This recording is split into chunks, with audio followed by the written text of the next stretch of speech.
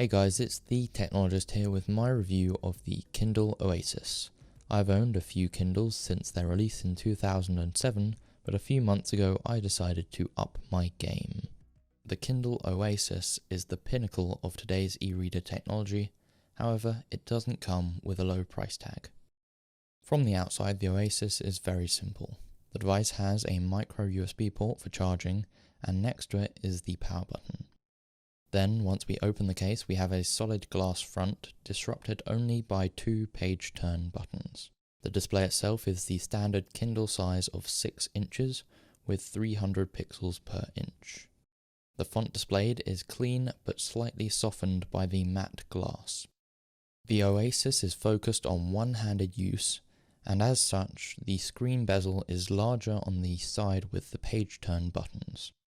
The built-in accelerometer will detect the orientation of the device to then rotate the screen.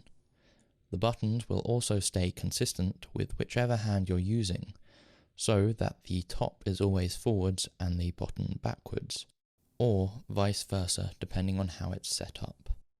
With the case off, the device becomes much lighter at the expense of battery life. I will cover the battery later. Cases come in a variety of colours, and multiple cases will double as spare batteries. You may have noticed before that when the cover is opened, the display will turn on automatically. This means that most of the time I don't use the power button, especially as I almost always have the case attached. The home page will show your last 3 books read or downloaded, as well as recommended books down at the bottom, and any books from your Amazon wishlist will show on the right. At the top is the main navigation bar, which is hidden while reading. Most of the time the navigation is fluid, with the exception of pages that involve scrolling. This happens in the store and Goodreads. The text displayed is easy to read against the slightly grey background, and at night the backlight provides an even white light. However, it does lessen the book-like experience. The brightness can be varied between 0 and 24 through the quick access settings in the top menu bar. I typically keep my brightness around 12 so it isn't noticeable during the day, but it does glow at night.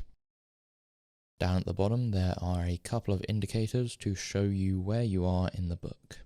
One is the percentage, and the other is a kind of Kindle location. As well as with the physical buttons, page turns can also be done with the touchscreen, although generally I like the click of the hardware buttons. To bring up the main interface, you tap the top of the page. From there you can access the top bar menu, as well as some other options such as sharing, fonts, and bookmarks. In terms of battery life, with the cover attached along with Wi-Fi and cellular turned off, the Oasis gets around 28 hours of reading time. Without the cover, it's only about 7 hours. For comparison, the mid-tier Paperwhite gets around 21 hours of battery life. For an extra £150, the Kindle Oasis doesn't offer much in the way of functionality over the Paperwhite. It has 7 more hours of battery life, physical page turn buttons, and is both smaller and lighter. Here are my recommendations if you're looking to get a Kindle. If you're not much of a reader, then the Kindle Standard will probably do. For someone who reads a lot, the Paperwhite will do everything you need. And finally, for someone who is a Kindle enthusiast or looking to upgrade from the Paperwhite, then I would look at skipping the voyage and going straight to the Oasis. I hope you found this useful. If you did, don't forget to subscribe. Have a great rest of your day, and I will see you next time.